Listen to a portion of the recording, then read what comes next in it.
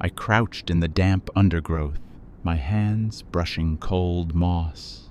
The phone lay there, strange and out of place, not snagged in roots like something dropped, but set flat beneath a fern, as if someone had placed it on purpose. I had walked this exact patch of woods twice with the police. We were not looking for a phone. We were looking for my sister. We ran grids, called her name, checked the creek line, and logged every scrap of fabric and plastic we found. They found nothing. Now her phone was in my palm, clean, dry, and wrong for the place. I kept it away from the moss, as if touching the ground again would erase it. The battery read 73%. That should have been impossible after weeks of rain. The screen glass had no scratches, the charging port had no grit, and the case smelled faintly of soap, like it had been wiped down. There was no signal out here. My own phone had been a brick for days in these trees. Still, this one woke instantly. Time correct to the minute. Brightness set to the same level my sister liked. I tilted it under my jacket to block the light and checked for water under the glass. Nothing. The phone felt warm against my fingers, warm enough that I checked my pocket for a heat pack. There was no passcode, no lock screen delay. It opened as if it had been waiting for my thumb. Inside, the last Instagram story was still queued at the top. It was a black frame, no image, no sound, just lowercase words centered on the darkness. They're not what they seem. I replayed it twice. Nothing changed. No accidental background noise, no hint of where she was. It felt less like a post and more like a marker. I checked the posting time, then the account messages. No recent DMs, no clues, no arguments, no goodbye. I opened the story details, but the location tag was blank, like the app had been told to forget. Most of the camera roll ended on the day she disappeared. Then I saw a file stamped 3 hours after that story went up. A draft, never uploaded. I tapped it, and the kitchen appeared. Our kitchen, bright with sunlight pouring through the window over the sink. The timestamp in the corner read 2:47 a.m. The microwave clock behind her flickered as if it could not decide what time it was. My sister stood at the counter in clean clothes, hair brushed, face calm. No mud, no leaves, no panic. The light on her face was wrong for night, too even, like it came from a window that did not exist. She looked straight into the lens, steady and almost gentle. If you're watching this, don't trust the search party. I'm not lost. I'm exactly where I'm supposed to be. Her voice was quiet, certain, like she was repeating instructions. Then she turned the phone slowly. The camera drifted toward the living room, and my stomach dropped. I was on the couch, asleep, one arm hanging over the edge, but I had not moved back yet.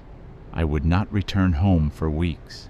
I watched the rise and fall of my chest, slow and real, like proof. I had been at the station that night, signing forms, still wearing the same damp jacket from the woods. I paused the video and zoomed in until the pixels broke apart. The room looked too neat, like someone had tidied for a recording. On the coffee table sat a mug I did not recognize. By the wall, a pair of shoes stood, aligned as if set for display. None of that proved anything, but it made the scene feel arranged. I rewound and watched again, listening for a floor creak, a distant car, any sound that would anchor it. The clip stayed unnaturally clean. When I turned the volume all the way up, the speaker hissed once, then went flat silent again. I noted the file length and the exact second it ended, then wrote it down in my own notes app. The phone vibrated suddenly. A message banner flashed and vanished before I could read it. There were still no bars, no Wi-Fi icon. I checked settings. Airplane mode was on. I did not turn it on. I backed out, went back in, toggled it off, and it slid on again by itself within a second. My thumb went cold. I took a screenshot out of habit. The screenshot saved, but when I opened it, the top strip where the banner had been was blurred, smeared like wet ink. I checked storage. The screenshot file size was normal, but the pixels were missing, like someone had rubbed them out after the fact. I tried again with the banner by recording my screen, but the recording skipped the exact moment it appeared. I stood too fast, and the moss tore under my knee. The phone slipped, then settled back into my grip like it wanted to be held. I walked to the road, branches snapping under my shoes, trying not to look into the darker spaces between trunks. By the time I reached my car, normal sound returned in pieces. A distant engine, a dog somewhere in town. I set the phone on the passenger seat. It lit again on its own, showing the black story frame, but the words were different now. They found you.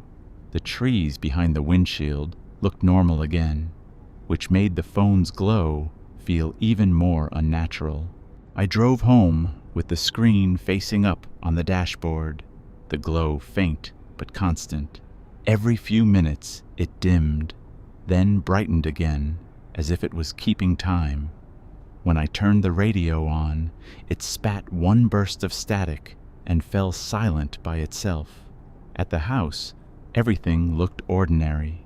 Porch light off, curtains drawn. Inside, the air was colder than it should have been. I locked the door, set the phone on the kitchen table, and tried calling my sister's number from it. The call went through, clear and crisp, like I was standing beside a tower. I ended the call and checked the call log.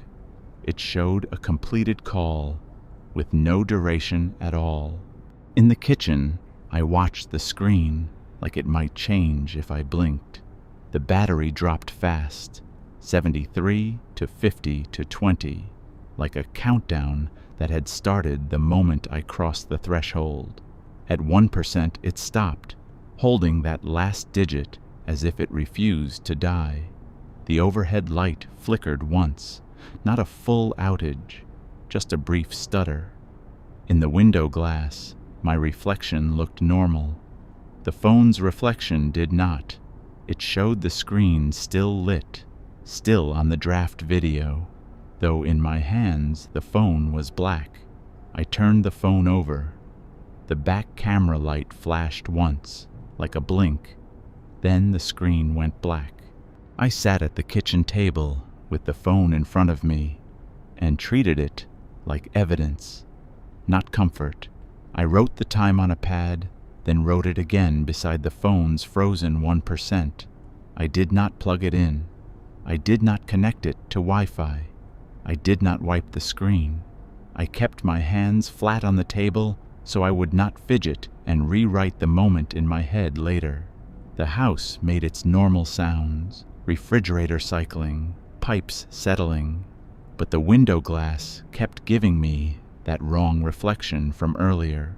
I pulled the curtains half shut, not for privacy, but to limit what the glass could show me while I watched the dark screen. At 9:13 p.m., the screen woke without the battery changing. 1% still.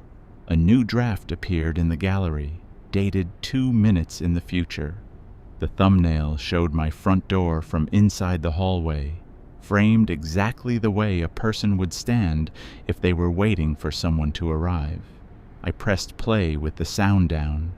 The video was steady, no handshake, like the phone had been set on a shelf.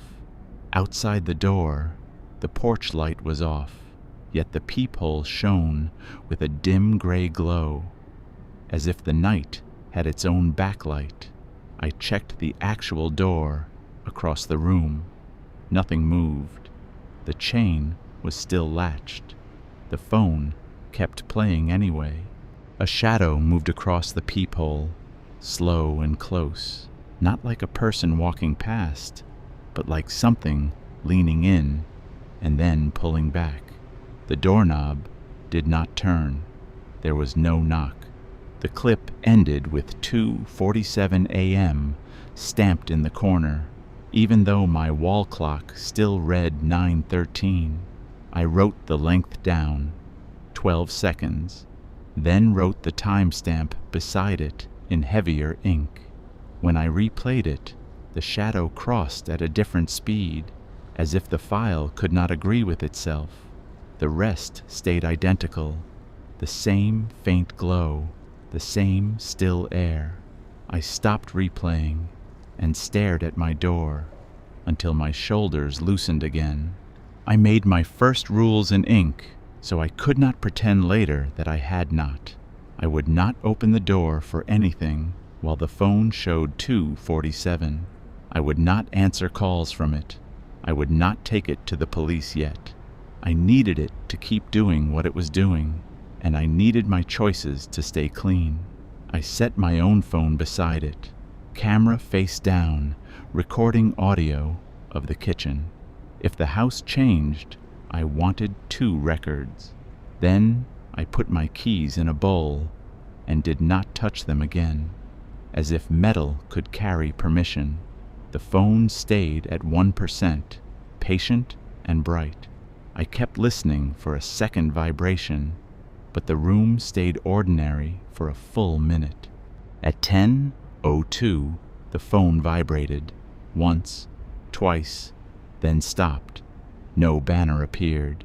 My recording kept running, but the waveform on my screen flattened for 3 full seconds, as if sound had been removed from the air and then returned. The refrigerator hum came back in a hard jump. I rewound and listened. In the missing section, there was not silence.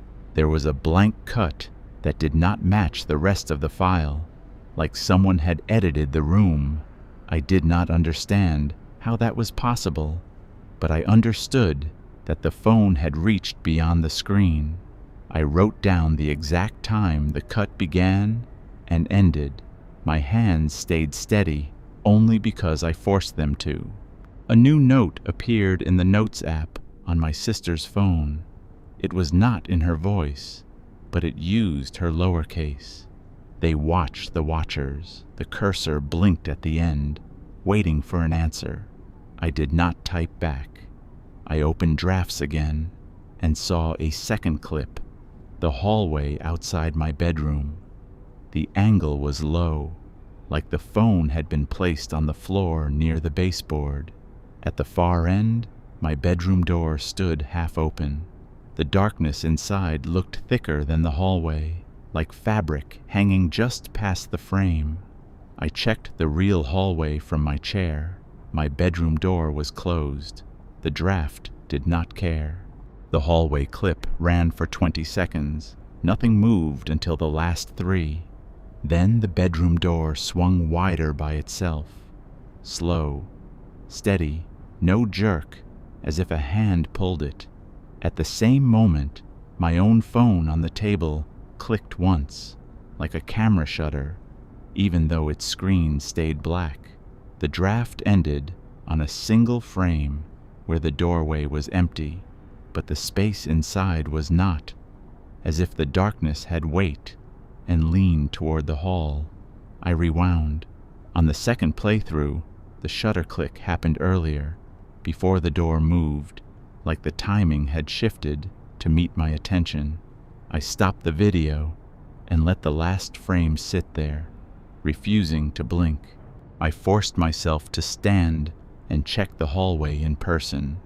I kept the kitchen light on behind me so I could always step back into it. The bedroom door was closed, fully closed, latch set the way I always left it. I did not touch it. I went back to the table and watched the draft again, just once. Now the door in the video was closed too, and the whole clip looked slightly brighter, as if it had been replaced while I was gone. That made my skin go cold in a clean, careful way. I wrote another rule: do not watch the same draft twice in a row. I slid the phone a few inches away from me, like distance could help. Just before midnight, the phone brightened, still at 1%, and displayed a call screen with my name at the top, as if it were calling me from itself. I did not answer. I watched the seconds tick upward anyway. 1, 2, 3. Like the call had connected without my permission. The speaker gave a faint tone under the silence, a thin line of breath that sounded too close to be through a line. I ended the call.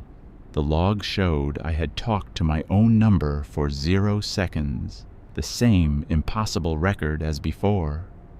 My own phone, still recording, showed no outgoing call at all. It was as if the conversation had taken place only inside the room. When I finally looked up, the window glass showed the kitchen behind me the way it should, but in the reflection, the phone screen was on, even though it sat dark on the table. In the reflected screen, I saw the same black Instagram frame, and the words had changed again. Not the search party, not the police. The sentence sat there like a correction. I did not blink until my eyes stung. The overhead light flickered once, very soft, like a warning that had run out of patience. I turned the phone face down and kept it that way. On my own phone, the audio recording continued, but the clock display had jumped ahead by exactly 3 minutes. I wrote that down too. I slept in short pieces with the kitchen light on low, my head on my folded arms, like I was waiting for an appointment. Near dawn, I woke without a sound waking me. The room felt arranged, like objects had been nudged into cleaner lines while my eyes were closed. My own phone still showed the audio file recording, hours long, but the timeline had small flat gaps, like missing teeth. My sister's phone lay face down where I left it. I did not touch it at first. I watched the window, the faint gray outside, and listened for a normal morning. There was none, only the hum that seemed to come from inside the walls. When I finally turned the phone over, the screen was on. Battery, 75%. Not one, not charging, not connected. The number sat there like a calm lie. A new draft was already open, paused on the first frame. My hallway, filmed from the height of my chest, as if someone stood where I would stand when I checked the lock at night. The timestamp read 2:47 a.m. again, even though the light outside was the color of early morning. I pressed play with the sound still down. The camera moved forward, slow and steady, toward my front door. I stayed seated and watched myself approach my own threshold from an angle that was not mine. In the draft, my hand reached for the deadbolt. I saw the sleeve of a jacket that looked like mine from a distance, but the cuff was wrong, cleaner, newer. The hand paused on the metal, then lifted away as if it had changed its mind. The camera tilted down to the doormat, where a line of pine needles had been arranged into a thin arrow pointing inward. That arrow was not there in my real hallway. I stood carefully and looked. My mat was plain, clean, no arrow, no needles. I sat again and replayed the frame. The pine needles were sharp and bright, like they had been placed minutes ago. The phone felt warm in my palm, as if the video had just been filmed. I wrote new rules in my pad. I would not follow the drafts physically.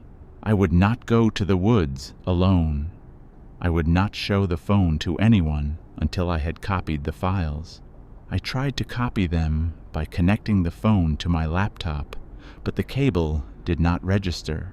The laptop made the sound of a connection. Then nothing appeared. I tried another port, another cable. The phone stayed lit and calm, but my laptop clock flickered for a second and jumped backward 1 minute. I unplugged everything and shut the laptop. The phone did not need power. It needed attention. I set it flat on the table and decided to treat every new draft like a message that could change if I touched it too much. Around noon, my neighbor knocked on the door.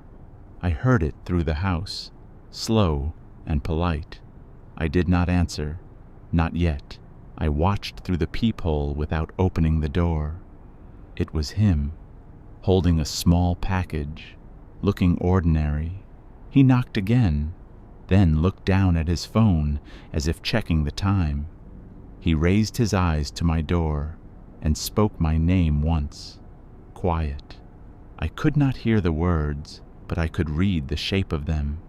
I stepped back and waited until he left.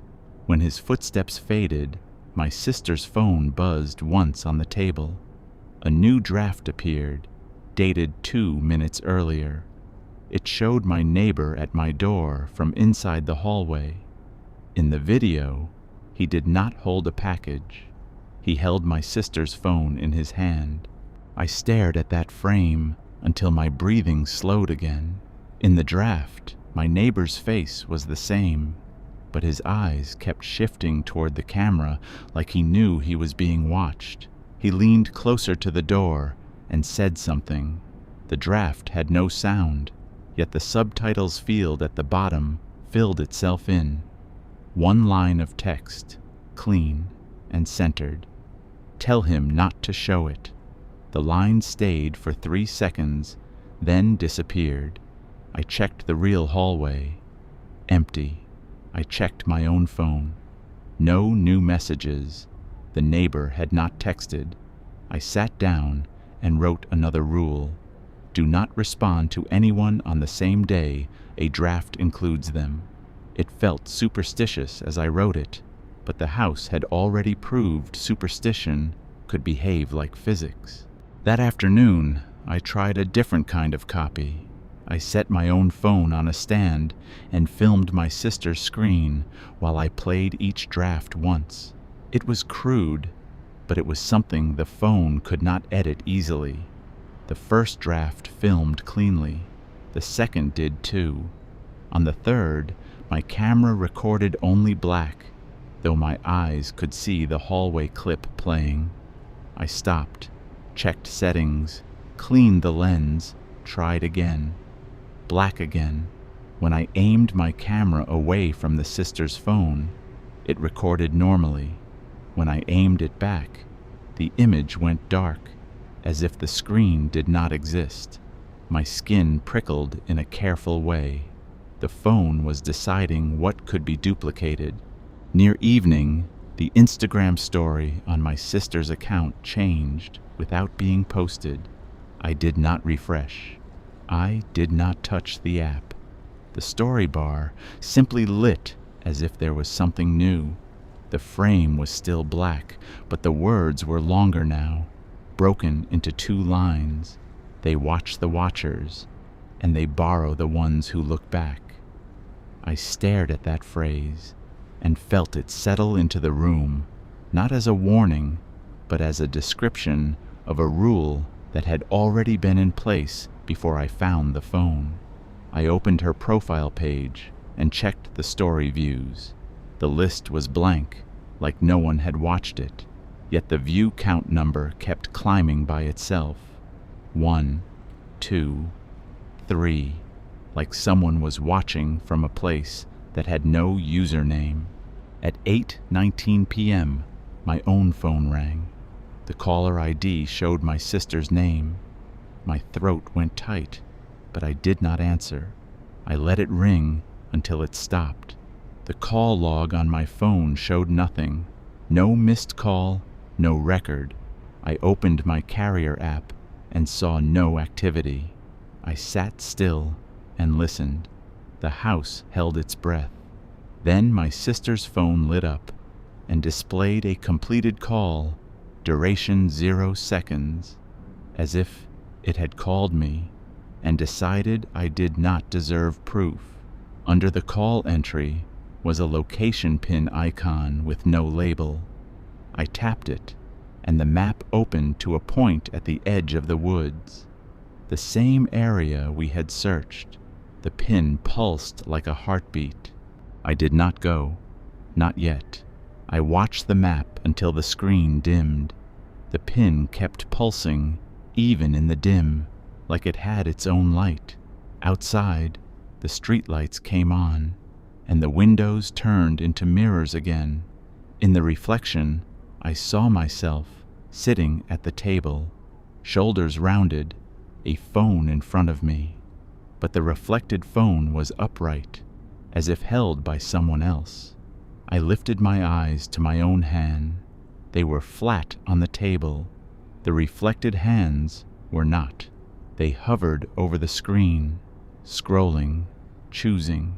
I closed my eyes and counted my breaths until the two images felt like one again. Then, very carefully, I wrote the last rule for the night. If 247 appears again, I do not watch alone. I kept the curtains drawn the next morning and moved through the house as quietly as if sound could be tracked. My notebook stayed open on the table, times written in a neat column, rules underlined, gaps circled where recordings had been cut. The pin on the map remained at the woods, pulsing in slow rhythm. When I tapped it, it did not open directions. It only enlarged slightly, like it wanted attention, not travel. I tried to ignore it and make coffee, but the smell came out thin and wrong, like hot water over paper. The kitchen clock showed the correct time, yet the phone's screen brightness kept breathing up and down, as if counting in its own measure. Just after noon, a car pulled up outside and idled too long. I watched from a crack in the blinds. 2 people stepped out, both in dark jackets, both walking with the calm confidence of someone who expects a door to open. One of them carried a clipboard. The other held a paper cup, as if this visit was routine. They did not look like my neighbor. They did not look like police. They looked like the kind of volunteers who appear when a town decides it needs order. My stomach tightened when I recognized the haircut on the man. He had been in the search party briefing, standing near the map, nodding without speaking. They knocked once, then waited. No second knock, no impatience. The man looked at the house number, and then at his phone, as if checking for confirmation. The woman took one slow step back and scanned the windows, not searching for movement, but for reflections. I stayed still. My own phone lay face down, camera covered. My sister's phone sat in the center of the table like a small altar I refused to acknowledge. The knock did not come again. Instead, my sister's phone vibrated. I watched it from across the room. A new draft appeared, dated 2 minutes earlier. Thumbnail showing my front porch from inside the peephole. The view was too sharp, like the peephole glass had been cleaned. In the draft, the same 2 people stood on the porch, but their faces looked softer, blurred at the edges, like a filter applied to hide something precise. The man spoke, and even without sound, I could read his lips. "We just want to make sure you are not alone." The line hit me as if he had said it inside my kitchen. Then the woman lifted her hand and placed her palm flat against my door. She held it there for 3 full seconds, and the camera view darkened slightly. as if the wood itself absorbed light. A caption appeared at the bottom of the screen in clean text: "Do not open. Do not speak." I did not need the phone to tell me that. I needed it to tell me why. My own phone buzzed, but when I looked, there was no notification. The audio recording I had started earlier showed a flat gap, 3 seconds missing, matching the woman's hand on the door in the draft. The house had been edited again. On the porch, through the blind crack, I saw the woman lower her hand and step back. The man nodded once, as if satisfied. They did not leave immediately. They stayed facing my door, waiting in stillness that felt trained. Then the man took his clipboard and turned a page, slow, deliberate, like he was checking a list and deciding what to do when an entry did not comply. I watched them for another minute, then forced myself away from the window. I sat at the table, opened my notebook, and wrote what I had seen in plain words, as if simplicity could keep it real. 2 people, search party, same man from briefing, draft shows them closer than they are. Phone warns do not open. While I wrote, my sister's phone opened Instagram by itself and displayed her profile page. The story bar glowed. The black frame loaded. Then the words appeared. They do not knock twice. I stared at that line and felt my mouth go dry. Outside, the porch remained quiet. No second knock came. The phone had described a rule that had already happened. When I looked through the blinds again, they were gone. The street was empty.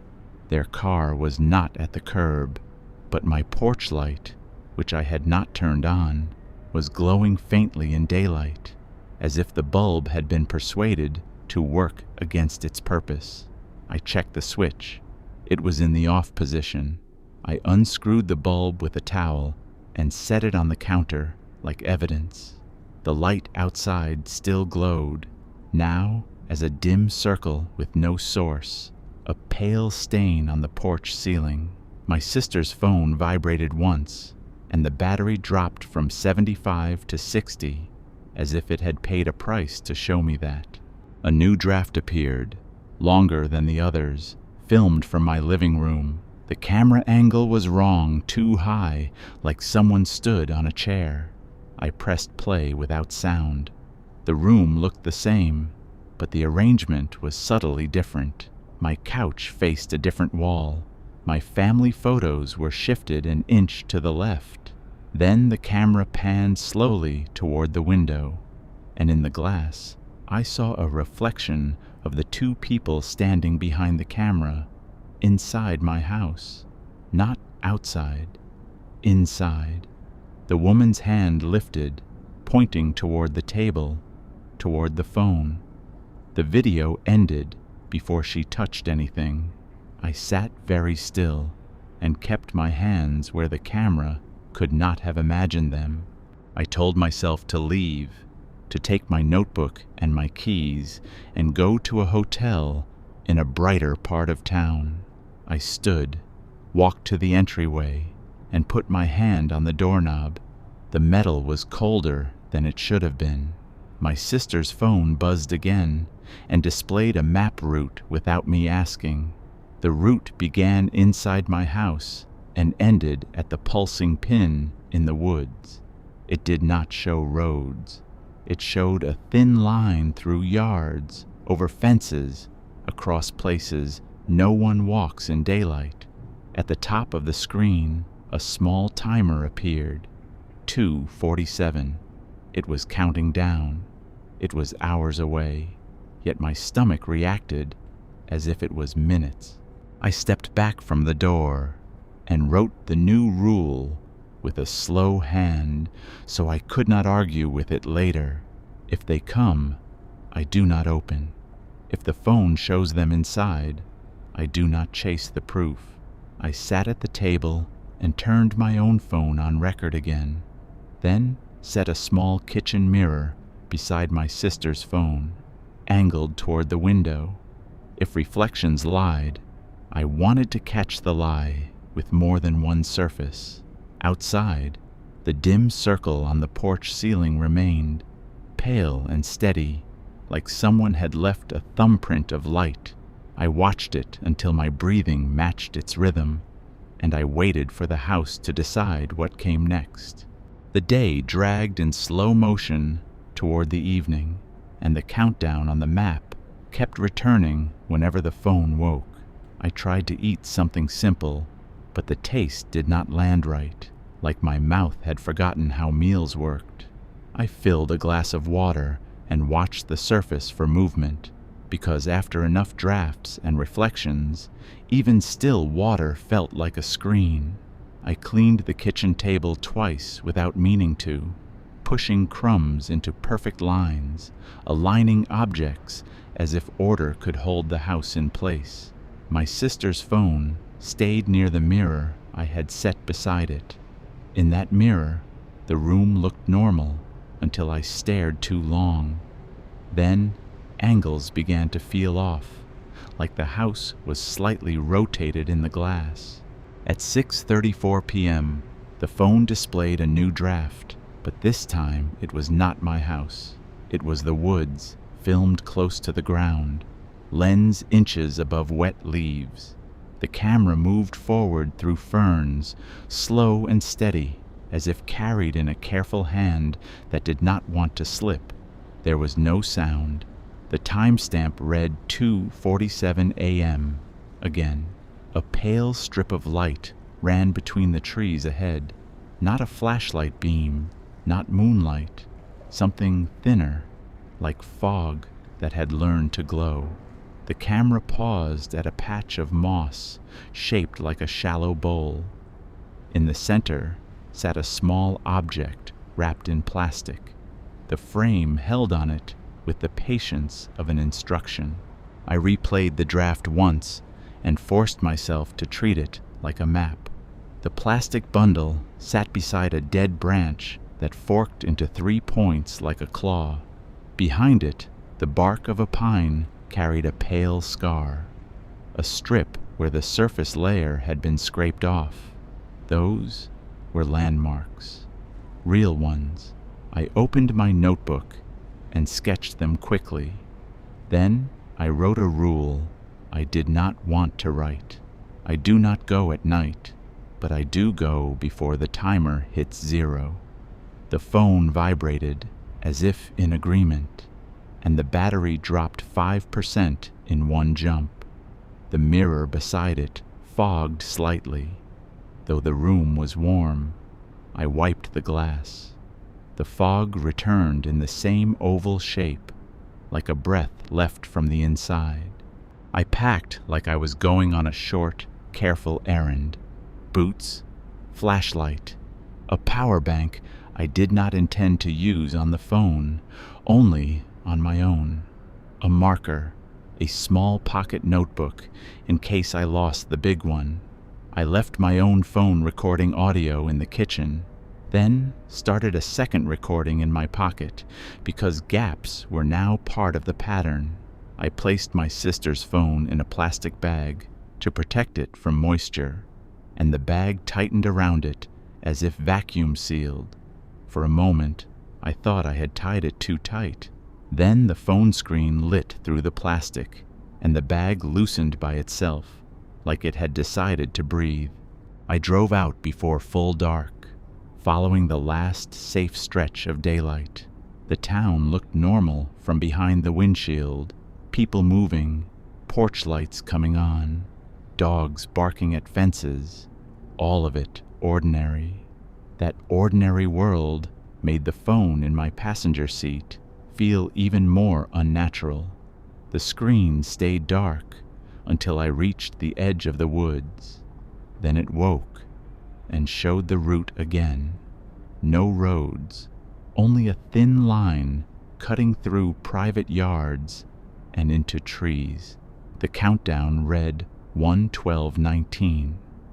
hours still, yet the numbers changed in a way that felt too purposeful. I parked where we had parked during the searches and took a slow breath until my hands stopped trembling. The woods were quiet, but not the calm kind. The air held a damp, metallic smell, like rain on old tools. I walked the familiar trail, then turned off where the route indicated, stepping into undergrowth that grabbed at my jeans. The phone stayed in my hand, screen dim, displaying nothing. I used my flashlight sparingly, not because I feared being seen by people, but because I feared being seen by the wrong angle of myself. After 15 minutes, I found the tree with the pale scar in its bark. My chest tightened with relief that felt almost like fear. The landmarks were real. The draft had not been imagination. It had been a reminder. I found the dead branch shaped like a claw, half buried in leaves. Beside it, the moss dipped inward, forming that shallow bowl from the video. In the center sat the plastic-wrapped object, exactly as shown. My stomach turned, not because I thought it was a body part, but because it looked like it had been placed moments ago, clean and bright against wet decay. I crouched and reached for it. The moment my fingers touched the plastic, my sister's phone vibrated hard, and the screen flashed black with white text. "Do not open here." The words stayed for a heartbeat, then vanished. My flashlight flickered once, then stabilized. I held the bundle still, frozen, as if the woods might react to the smallest mistake. I backed away from the moss bowl and carried the bundle to the trail edge, where the ground felt more honest under my feet. I set it down on a flat rock and waited, counting my breaths. The phone stayed silent. No new text, no vibration. That silence felt like permission, or like a trap that required calm. I opened the plastic slowly. Inside was my sister's key ring, house key, car key, a small metal tag with our family name. The keys were cold but dry. Wrapped with them was a folded strip of paper. I unfolded it carefully and felt my throat tighten when I recognized her handwriting. It was not shaky. It was steady, like she had written with time. The note said, in lowercase letters, exactly the way she wrote grocery lists. "Do not trust the search party. Do not follow the route in daylight. Wait for 2:47. Bring the phone to the water." My hands went numb around the paper. Bring the phone to the water meant the creek, the shallow stretch we had checked a dozen times, the place where the town always said people slipped and disappeared. I looked toward the direction of the creek and felt the woods tilt slightly, not visually, but in my sense of balance, as if the ground had become a slow-moving conveyor. I pocketed the keys and the note and started walking back faster than I meant to. Halfway to the car, my own pocket recorder clicked, stopped, then started again, like it had been interrupted by an invisible hand. I did not stop to check. I kept moving. When I reached the car, the phone screen was on and the countdown had changed. It no longer showed hours. It showed minutes. 00:14:06. My throat went dry. The sky above the trees looked like early night, but the air felt thinner, like the woods were letting go of the day too quickly. I started the engine and drove home without turning the radio on. In the rearview mirror, the tree line held steady. Then, for a second, I saw the 2 search party volunteers standing where my car had been parked, watching the road. When I looked again, the mirror showed only empty woods. Back home, the countdown kept shrinking. as if the phone had brought the woods inside with it. I locked the door, drew the curtains, and turned off every screen in the house except the one I could not control. The note lay on the table beside my notebook, the keys beside it, like proof that my sister had been close enough to touch familiar metal. I read her instructions again, slowly. Wait for 2:47. Bring the phone to the water. I wrote the words in my own handwriting underneath hers, so I could not claim later that I misread. Then I set 2 alarms on my own phone for 2:30 and 2:45 and placed it across the room, far from the sister's phone, as if distance could prevent contamination. I stayed awake through the evening, not pacing, just moving with purpose. I filled a thermos with coffee and did not drink it yet. I packed the flashlight, the keys, the note in a sealed bag, and a small marker. I placed a towel in my backpack to dry my hands if the creek water numbed them. The sister's phone remained on the table, battery steady at 60%. Screen dim. Every time I tried to look away, it woke as if it sensed the shift of my attention. The map route was still there, ending at the creek bend where the bank narrowed and the water ran dark even in summer. The timer now read 00:03:18. I watched the seconds drop and felt my breathing follow. At 2:30, my own alarm sounded and then cut off after half a second, as if someone had pressed stop. I crossed the room and found my phone still showing the alarm screen, but the sound setting had been muted. I had not muted it. The sister's phone vibrated once in response, and a new draft appeared. It was my kitchen, filmed from the height of my eyes, perfectly still. In the video, I was not at the table. I was standing at the sink, back to the camera, wearing a jacket I had not put on yet. The timestamp read 2:47 a.m. I glanced down at my real hands.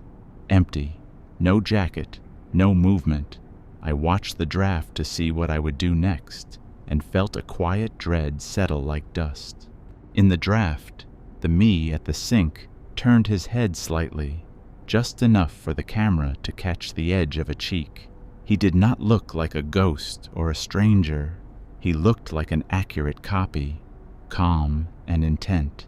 He lifted the sister's phone from the table and placed it into a plastic bag, the same one I had used in the woods. Then he slid my notebook into the bag with it, as if the paper mattered as much as the device. The camera panned toward the back door. The deadbolt clicked open without a hand touching it. I felt the real deadbolt at my side in the kitchen and realized it was still locked. The draft ended on the dark rectangle of the doorway, a gap that looked too clean, like a cut in fabric. I tightened my grip on reality by doing something simple and physical. I checked every lock in the house and wrote the results down. Front door locked, back door locked, windows locked. I left the lights off. I did not want the house to look awake from the street. Then I set a small kitchen timer for 10 minutes and watched it count down, because counting forward felt safer than waiting for 2:47 to arrive. The sister's phone stayed quiet until the kitchen timer hit 001. Then the phone screen lit and displayed one line of text on black. Do not let them follow you. I did not need to ask who them were. The sentence had weight, and it landed in the room like a second person. At 2:45, my own phone showed the time, then blinked, and the digits changed to 2:44 again.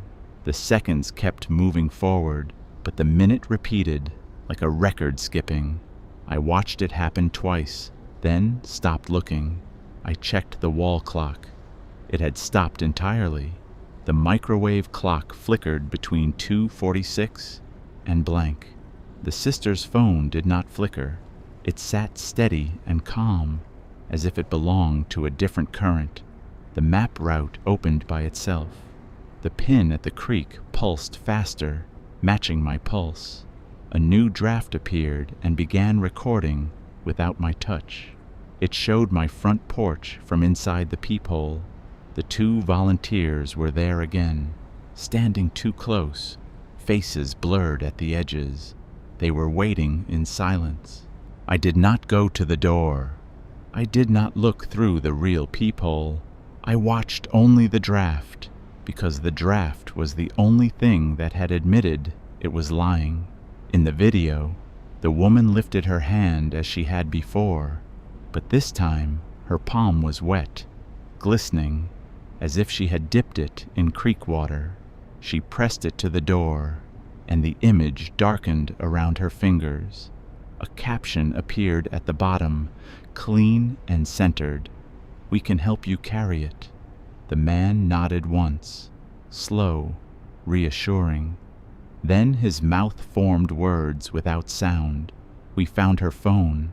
I felt cold spread through my ribs. They were repeating my reality back to me, as if reading my notebook. The sister's phone vibrated on the table, and the battery dropped 10% in a single breath. The draft at the peephole froze, then resumed with the porch empty, as if the visitors had never existed. My own pocket recorder clicked on in my backpack without me touching it. I took that as the only kind of permission I was going to get. I moved to the back door, slow and careful, keeping the phone screen face down until I reached the entryway. I opened the door without turning on lights and stepped into the yard where the fog had pooled low. The air smelled like wet earth and cold metal. I did not run. Running would make me loud. I walked as if I belonged to the night. The route on the sister's phone did not show streets. It drew a thin line through yards and between fences toward the woods.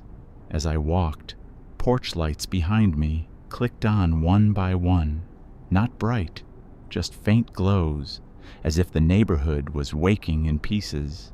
I did not look back. I kept my eyes low and listened for footsteps that matched mine. Twice I heard a second set, soft and measured, always just far enough behind to be imagined. When I reached the tree line, the fog thickened and the street sounds vanished. The phone woke in my hand and displayed one line of text: "Keep your eyes on the water." I followed the route deeper until I heard the creek. At the creek bend, the world felt thinner, like the air had been stretched. The water moved dark and steady, reflecting no stars. My sister's note said, "Bring the phone to the water," so I held it over the current and waited for 2:47 to arrive. My own watch showed 2:46 and then stopped. The sister's phone showed 2:47 without changing brightness. A new draft opened on its own. It was the creek, filmed from across the bank. In the frame, I stood at the edge, holding the phone out over the water. On the far side, between two trees, my sister stood in clean clothes, hair brushed, face calm. She did not wave. She only raised one finger to her lips, then pointed down at the water as if the creek was the door. I kept my arm steady over the creek and did not look away from the water. The phone in my hand was warm, almost feverish, and the screen brightness stayed flat, as if it had found the correct setting for this hour. In the draft, my sister's finger stayed at her lips. In the real woods, there was only fog and the soft pull of current against stones. I lowered the phone until the bottom edge hovered an inch above the surface. The water did not splash. It rose slightly, as if the creek was inhaling. The sound of it changed, not louder, not softer, but cleaner, like someone had filtered out everything except the exact frequency of moving water. A new line of text appeared on the phone, white on black. No app name, no notification style I recognized. Do not give it your face. I froze, because my first instinct had been to lean closer and see my sister better in the draft. I kept my head down and watched the water instead. The surface began to show a reflection that did not match my shape. It showed my sister standing where the bank was empty. Her reflection looked more solid than the trees behind it. When I blinked, the reflection did not blink. It held still, steady and calm, like a photo that had been printed onto moving water. My throat tightened, but I kept my breathing slow so the air would not tremble. The phone vibrated once, and the draft video ended. The camera view switched to the Instagram story screen, black background, lowercase words appearing one by one as if typed in real time. You brought it to the water. I did not touch anything. The story advanced by itself to the next frame. Keep your eyes down. I obeyed, staring at the creek until my eyes ached. The current curled around my wrist, not touching, but close enough that I felt cold in the bones of my hand. Behind the words, the black screen was not fully black.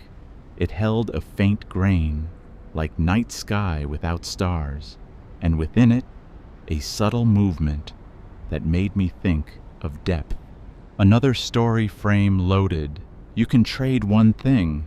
That sentence sat there like a bargain stated without emotion. My mind tried to list possibilities. Keys, phone, time, memory.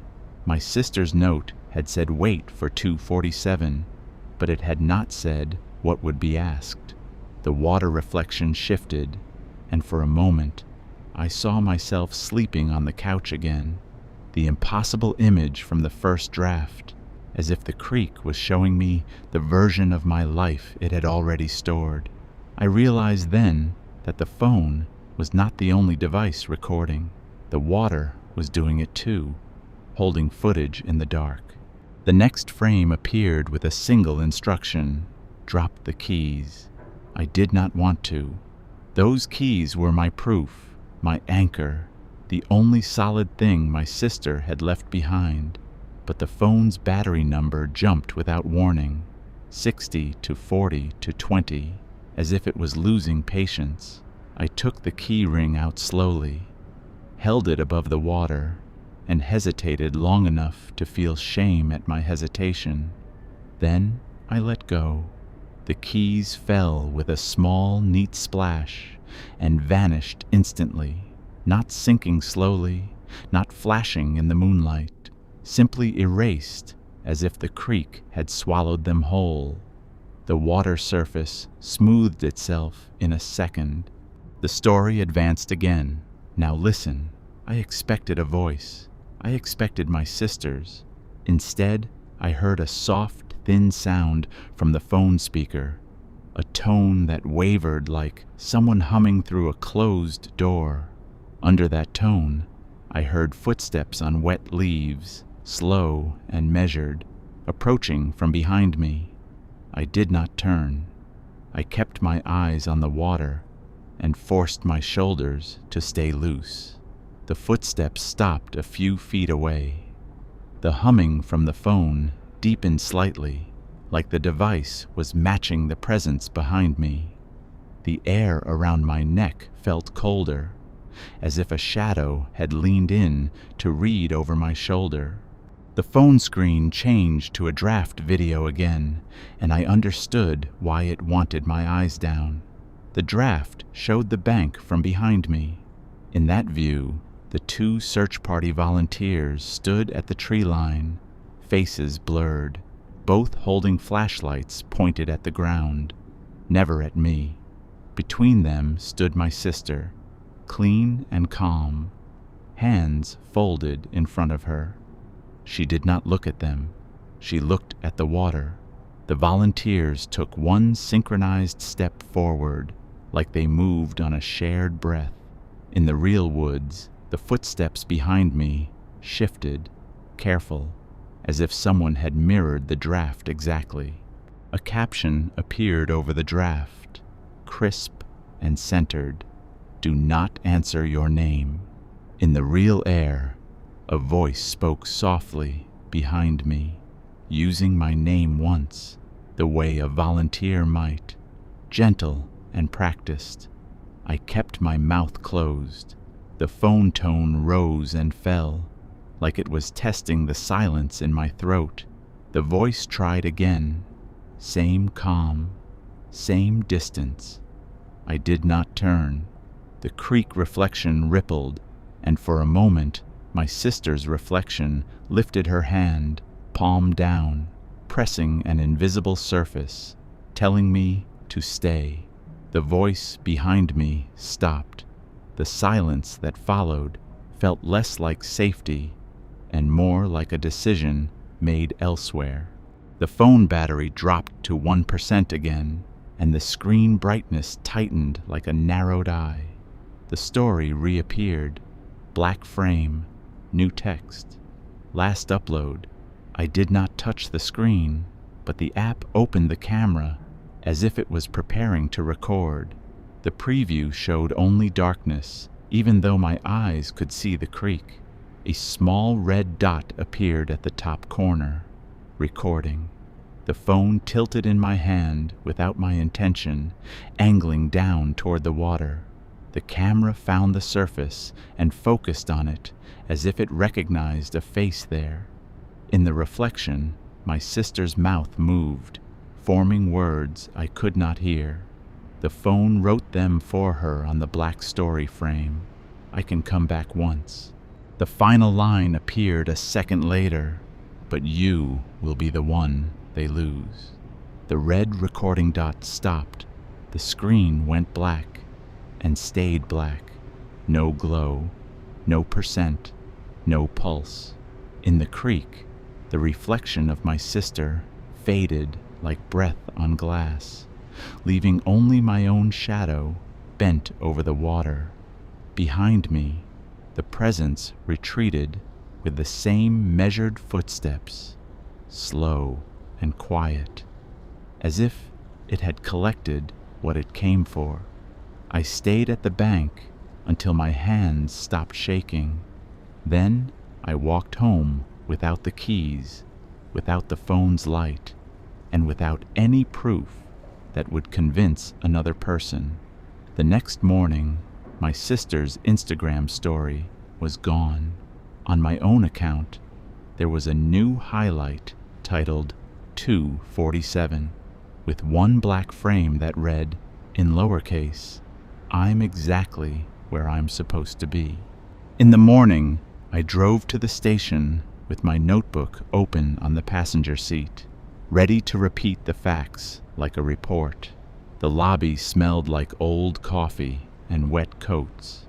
A woman at the desk asked my name, and when I said it, she frowned as if the sound did not match any file.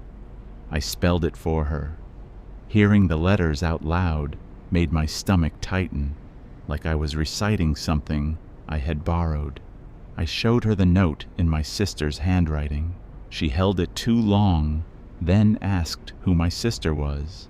I pointed to the missing persons board on the wall. Her photo was not there. The space where it had been was filled with a different flyer, a different face.